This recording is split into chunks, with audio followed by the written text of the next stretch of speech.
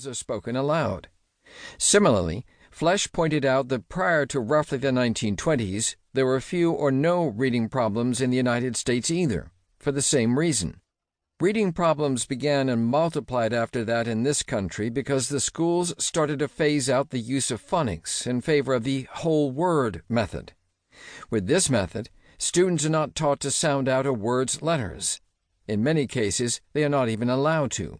Rather, they are expected to look at the shape of a word and guess what it is from its context. So, for example, for the sentence, "I like to eat carrots," a student who reads it as "I like to eat cake" is praised for making a good guess. Cake and carrots have a roughly similar shape, and either makes sense in the context of the sentence. There are tens of thousands of words in the English language. Indeed, several major dictionaries include some 470,000 entries. So it is impossible to memorize the shape of each. Therefore, our kids are taught to guess, and praised for making a guess that, within a given context, is plausible. Martin Gross, in his book The Conspiracy of Ignorance, quoted advocates of this method who claimed that reading is a psycholinguistic guessing game. Except that it isn't. Flesch pointed out that the abandonment of phonics in favor of the whole word method was the reason that so many Americans struggle to read. He was right. Today, it is still the reason. The problem, in many cases, is not with the teachers. There are still many excellent classroom teachers in the public school system, as well as in many private schools. This book is written for them as well, and for millions of grandparents, other relatives of school children, and close friends of their families. Finally, the book is directed to millions of solid citizens across the Republic that, regardless of their political affiliation or religious beliefs, recognize that American students need and deserve a better education than they currently receive, and that the kids' futures and the future of the country we love depend on it. This book is not written specifically for college professors or other professional intellectuals, although they can certainly benefit from it.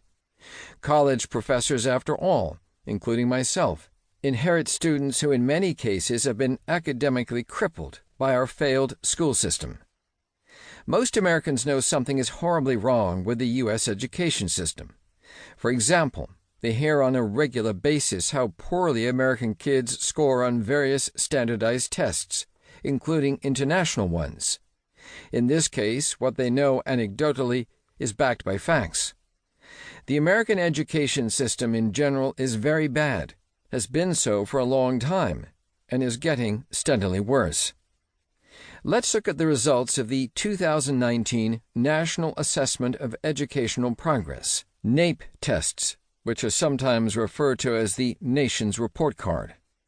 These tests are given to some 600,000 4th and 8th grade students in all 50 states. The results were dismal, especially in the all-important area of reading.